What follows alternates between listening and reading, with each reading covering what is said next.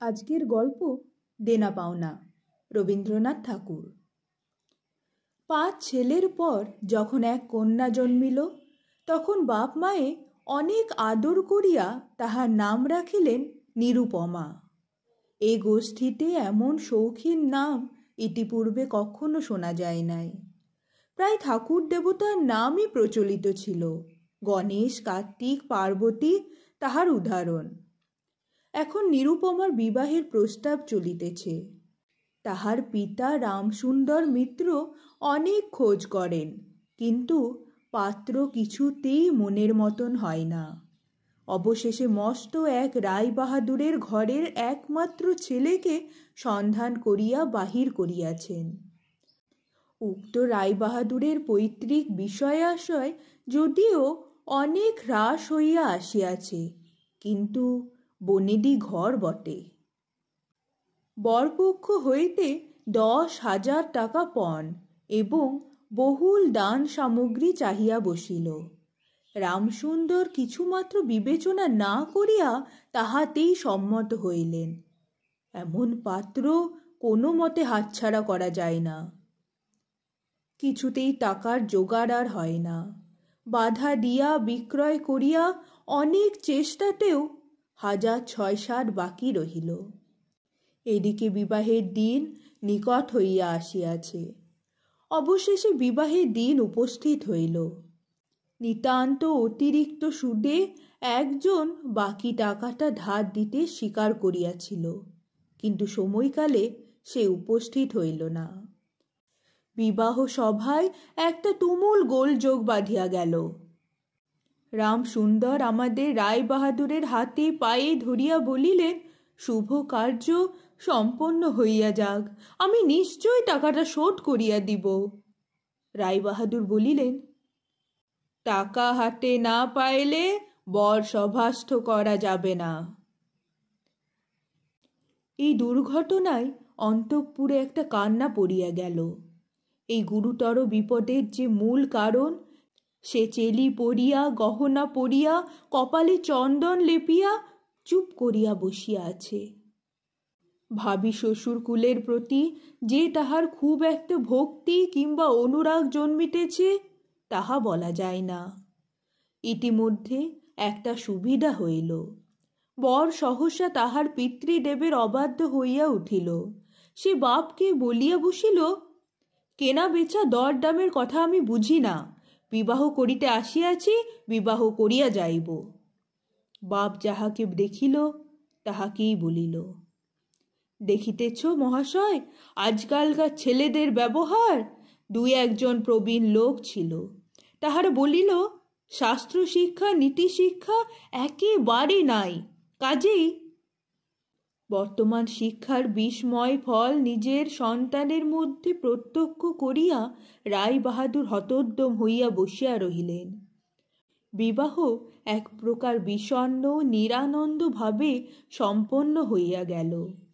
শ্বশুরবাড়ি যাইবার সময় নিরুপমাকে বুকে টানিয়া লইয়া বাপা চোখের জল রাখিতে পারিলেন না। নিরু জিজ্ঞাসা করিল, তারা কি আর আমাকে আসতে দেবে না বাবা? রামসুন্দর বলিলেন, কেন আসতে দেবে না মা? আমি তোমাকে নিয়ে আসব। রামসুন্দর প্রায় মেয়েকে দেখিতে যান, কিন্তু বেয়াই বাড়িতে তার কোনো প্রতিপত্তি নাই। চাকরগুলো পর্যন্ত তাহাকে নিচু নজরে দেখে। অন্তঃপুরের বাহিরে একটা স্বতন্ত্র ঘরে 5 মিনিটের জন্য কোনোদিন বা মেয়েকে দেখিতে পান, কোনোদিন বা দেখিতে পান না। কুটুম্ব গৃহে এমন করিয়া আর অপমান তো সহা যায় না। রামসুন্দর স্থির করিলেন, যেমন করিয়া হোক টাকাটা শোধ করিয়া দিতে হইবে। কিন্তু যে ঋণ ভার কাঁধে চাপিয়াছে, তাহারই বা ভার সামলানো দুঃসাধ্য। খরচপত্রের অত্যন্ত টানাটানি পড়িয়াছে এবং পাওনাদারদের দৃষ্টিপথ এড়াইবার জন্য সর্বদাই নানা রূপহীন কৌশল অবলম্বন করিতে হইতেছে। এইদিকে শ্বশুরবাড়ি উঠিতে বসিতে মেয়েকে খোটা লাগাইতেছে। পিতৃগৃহের নিন্দা শুনিয়া ঘরে দ্বার দিয়া অশ্রু বিসর্জন তাহার নিত্য ক্রিয়ার মধ্যে পড়িয়াছে। বিশেষত শাশুড়ির আক্রোশ আর কিছুতেই মেটে না। যদি কেহ বলে, আহা কি স্ত্রী, বউয়ের মুখখানি দেখিলে চোখ জুড়াইয়া যায়। শাশুড়ি ঝংকার দেয়া উঠিয়া বলে, স্ত্রী তো ভারী, যেমন ঘরের মেয়ে তেমনি স্ত্রী। এমনকি বউয়ের খাওয়া পড়ারও যত্ন হয় না। যদি কোনো দয়া তৎপন্ন প্রতিবেশী কোনো ত্রুটির উল্লেখ করে, শাশুড়ি বলে, ওই ঢের হয়েছে। অর্থাৎ বাপ যদি পুরা দাম দিত তো মেয়ে পুরা যত্ন পাইত। সকলেই এমন ভাব দেখায় যেন বধূর এখানে কোনো অধিকার নাই, ফাঁকি দিয়া প্রবেশ করিয়াছে। বোধহয় কন্যার এই সকল অনাদর এবং অপমানের কথা বাপের কানে গিয়া থাকিবে। তাই রামসুন্দর অবশেষে বসত বাড়ি বিক্রয়ের চেষ্টা করিতে লাগিলেন। কিন্তু ছেলেদের যে গৃহহীন করিতে বসিয়াছেন সে কথা তাহাদের নিকট হইতে গোপনে রাখিলেন। স্থির করিয়াছিলেন বাড়ি বিক্রয় করিয়া সেই বাড়ি ভাড়া লইয়া বাস করিবেন। এমন কৌশলে চলিবেন যে তাহার মৃত্যু পর্যন্ত এ কথা ছেলেরা জানিতে পারিবে না। কিন্তু ছেলেরা জানিতে পারিল, সকলে আসিয়া কাঁদিয়া পড়িল। বিশেষত বড় তিনটি ছেলে বিবাহিত এবং তাহাদের কারো বা সন্তান আছে। তাহাদের আপত্তি অত্যন্ত গুরুতর হইয়া দাঁড়াইল। বাড়ি বিক্রয় স্থগিত হইল। তখন রামসুন্দর নানা স্থান হইতে বিস্তর সুদে অল্প অল্প করিয়া টাকা ধার করিতে লাগিলেন। এমন হইল যে সংসারের খরচ আর চলে না। নীরু বাপের মুখ দেখিয়া সব বুঝিতে পারিল। বৃদ্ধের পক্ক কেশে শুষ্ক মুখে এবং সদা সংকুচিতভাবে দৈন্য এবং দুশ্চিন্তা প্রকাশ হইয়া পড়িল। মেয়ের কাছে যখন বাপ অপরাধী, তখন সে অপরাধের অনুতাপ কি আর গোপন রাখা যায়? রামসুন্দর যখন বেয়াই বাড়ির অনুমতি ক্রমে ক্ষণকালের জন্য কন্যার সাক্ষাৎ লাভ করিতেন, তখন বাপের বুক যে কেমন করিয়া ফাটে তাহা তাহার হাসি দেখিলেই টের পাওয়া যাইত।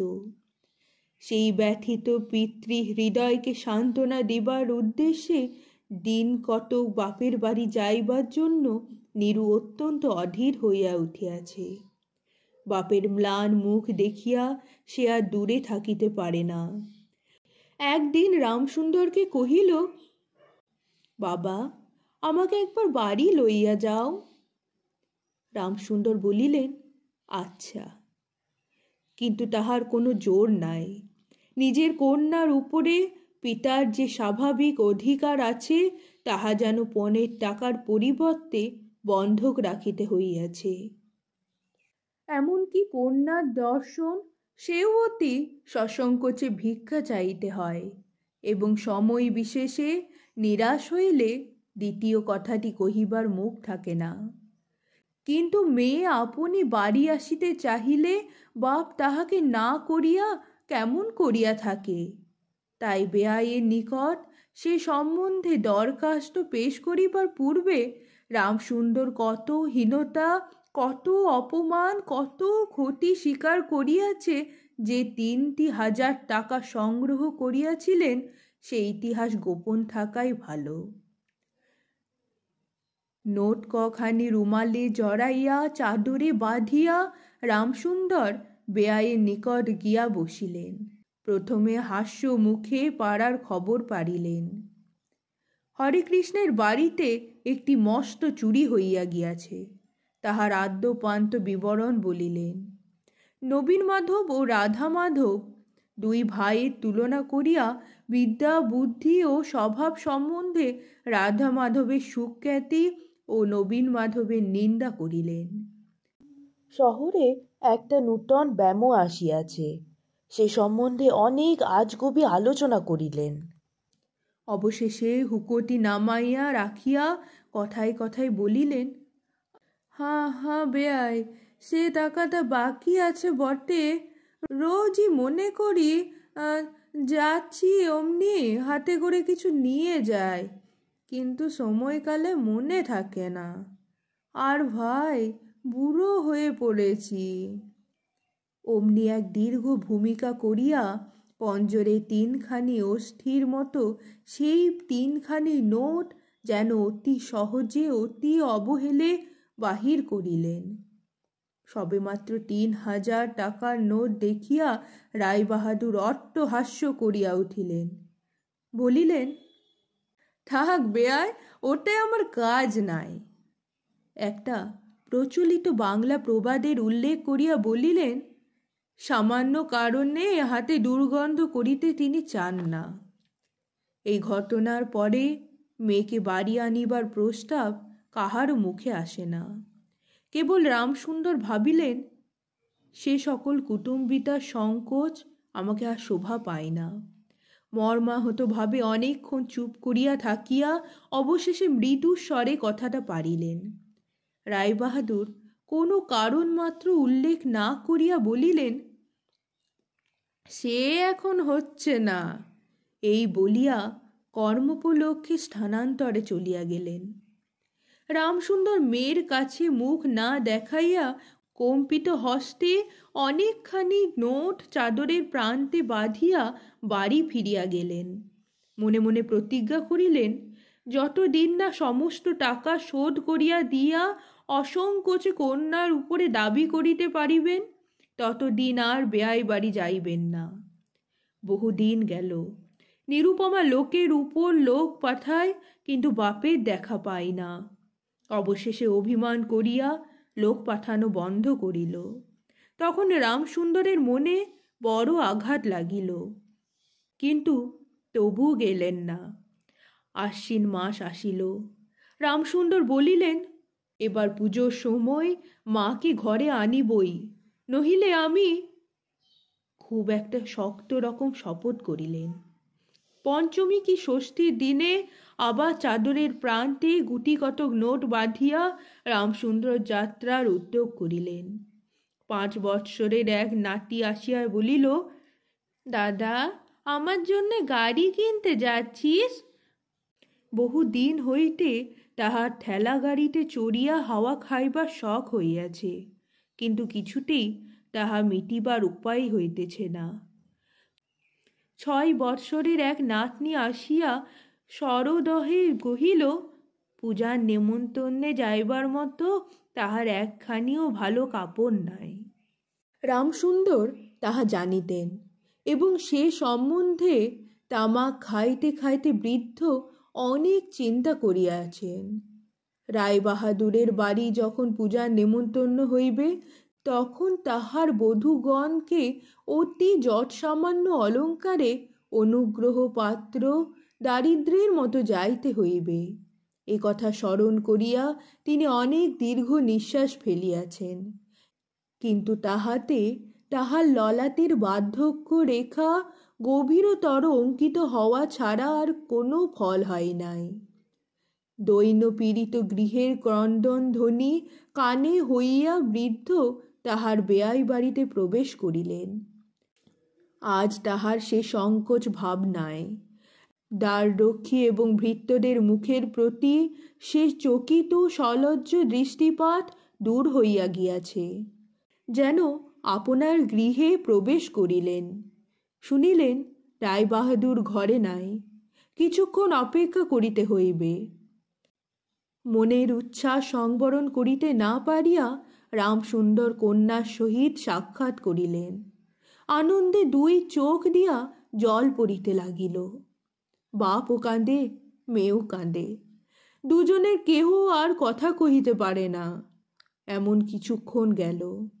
তারপর রামসুন্দর কহিলেন, এবার তোকে নিয়ে যাচ্ছি মা, আর কোনো গোল নাই। এমন সময়ে রামসুন্দরের জ্যেষ্ঠ পুত্র হরমোহন তাহার 2টি ছোট ছেলেকে সঙ্গে লইয়া সহসা ঘরে প্রবেশ করিলেন। পিতাকে বলিলেন, বাবা, আমাদের তবে এইবার পথে ভাসাইলে? রামসুন্দর সহসা অগ্নিমূর্তি হইয়া বলিলেন, তোদের জন্য কি আমি নরকগামী হব?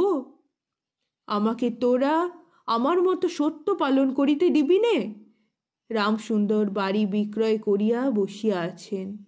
ছেলেরা কিছুতে না জানিতে পাই তাহার অনেক ব্যবস্থা করিয়াছেন, কিন্তু তবু তাহারা জানিয়াছে দেখিয়া তাহাদের প্রতি হঠাৎ অত্যন্ত রুষ্ট ও বিরক্ত হইয়া উঠিলেন। তাহার নাতি তাহার দুই হাঁটু সবলে জড়াইয়া ধরিয়া মুখ তুলিয়া কহিল, দাদা, আমাকে গাড়ি কিনে দিলে না? নতশী রামসুন্দরের কাছে বালক কোনো উত্তর না পাইয়া নীরুর কাছে গিয়া কহিল, পিসিমা, আমাকে একখানা গাড়ি কিনে দেবে? নিরুপমা সমস্ত ব্যাপার বুঝিতে পারিয়া কহিল, বাবা, তুমি যদি আর 1 পয়সা আমার শ্বশুরকে দাও তাহলে আর তোমার মেয়েকে দেখতে পাবে না, এই তোমার গা ছুঁয়ে বললুম। রামসুন্দর বলিলেন, ছি ছি মা, অমন কথা বলতে নেই। আর এই টাকাটা যদি আমি না দিতে পারি তাহলে তোর বাপের অপমান, আর তোরও অপমান।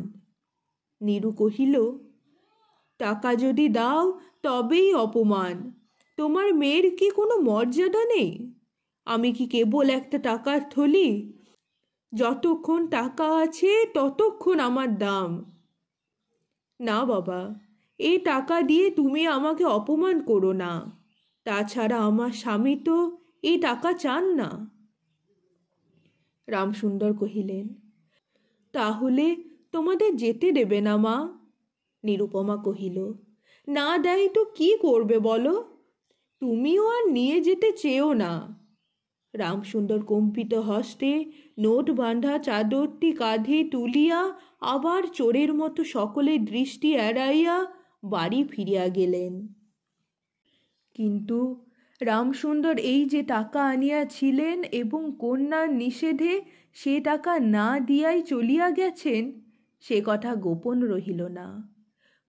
কোনো স্বভাব কৌতূহলী দ্বার লগ্ন কর্ণী দাসী নীরুর শাশুড়িকে এ খবর দিল। শুনিয়া তাহার আর আক্রোশের সীমা রহিল না। নিরুপমার পক্ষে তাহার শ্বশুর বাড়ি সরসজ্জা হইয়া উঠিল। এদিকে তাহার স্বামী বিবাহের অল্পদিন পরেই ডেপুটি ম্যাজিস্ট্রেট হইয়া দেশান্তরে চলিয়া গিয়াছে, এবং পাছে সংসর্গ দোষে হীনতা শিক্ষা হয় এই ওজোরে সম্প্রতি বাপের বাড়ির আত্মীয়দের সহিত নীরুর সাক্ষাৎকার সম্পূর্ণ নিষিদ্ধ হইয়াছে। এই সময়ে নীরুর একটা গুরুতর পীড়া হইল, কিন্তু সেজন্য তাহার শাশুড়িকে সম্পূর্ণ দোষ দেওয়া যায় না। শরীরের প্রতি সে অত্যন্ত অবহেলা করিত। কার্তিক মাসের হিমের সময় সমস্ত রাত মাথার দরজা খোলা, শীতের সময় গায়ে কাপড় নাই, আহারের নিয়ম নাই। দাসীরা যখন মাঝে মাঝে খাবার আনিতে ভুলিয়া যাইত, তখন যে তাদের একবার মুখ খুলিয়া স্মরণ করিয়া দেওয়া, তাহাও সে করিত না। সে যে পরের ঘরের দাস দাসী এবং কর্তা গৃহিণীদের অনুগ্রহের উপর নির্ভর করিয়া বাস করিতেছে, এই সংস্কার তাহার মনে বদ্ধমূল হইতেছিল। কিন্তু এইরূপ ভাবাটাও শাশুড়ি সহ্য হইত না। যদি আহারের প্রতি বধূর কোনো অবহেলা দেখিতেন, তবে শাশুড়ি বলিতেন, নবাবের ঘরের মেয়ে কি না, গরিবের ঘরের অন্ন ওর মুখে রোচে না। কখনো বা বলিতেন, দেখো না একবার চিড়ি হচ্ছে, দেখো না, দিনে দিনে যেন পোড়া কাঠ হয়ে যাচ্ছে। রোগ যখন গুরুতর হইয়া উঠিল, তখন শাশুড়ি বলিলেন, ওর সমস্তই ন্যাকামি। অবশেষে একদিন নীরু সবিনয়ে শাশুড়িকে বলিল, বাবাকে আর আমার ভাইদের একবার দেখবো মা। শাশুড়ি বলিলেন, কেবল বাপের বাড়ি যাইবার ছল। কেহ বলিলে বিশ্বাস করিবে না। যেদিন সন্ধ্যার সময় নীরুর শ্বাস উপস্থিত হইল, সেই দিন প্রথম ডাক্তার দেখিল, এবং সেই দিন ডাক্তারের দেখা শেষ হইল। বাড়ির বড় বউ মরিয়াছে। খুব ধুম করিয়া অন্ত্যেষ্টি ক্রিয়া সম্পন্ন হইল। প্রতিমা বিসর্জনের সমারোহ সম্বন্ধে জেলার মধ্যে রায়চৌধুরীদের যেমন লোক বিখ্যাত প্রতিপত্তি আছে, বড় বউয়ের সৎকার সম্বন্ধে রায়বাহাদুরদের তেমনি একটা খ্যাতি রটিয়া গেল। এমন চন্দন কাষ্ঠের চিতা এই মুলুকে কেহ কখনো দেখে নাই। এমন ঘটা করিয়া শ্রাদ্ধ কেবল রায়বাহাদুরদের বাড়িতেই সম্ভব, এবং শোনা যায় ইহাতে তাহাদের কিঞ্চিত ঋণ হইয়াছিল। রামসুন্দরকে সান্ত্বনা দিবার সময় তাহার মেয়ের যে কী রূপ মহা সমারোহে মৃত্যু হইয়াছে সকলেই তাহার বহুল বর্ণনা করিল। এদিকে ডেপুটি ম্যাজিস্ট্রেটের চিঠি আসিল। আমি এখানে সমস্ত বন্দোবস্ত করিয়া লইয়াছি, অতএব অবিলম্বে আমার স্ত্রীকে এখানে পাঠাইবে। রায়বাহাদুরের মহিষী লিখিলেন, বাবা, তোমার জন্য আর একটি মেয়ে সম্বন্ধ করিয়াছি, অতএব অবিলম্বে ছুটি লইয়া এখানে আসিবে। এবারে 20,000 টাকা পণ এবং হাতে হাতে আদায়।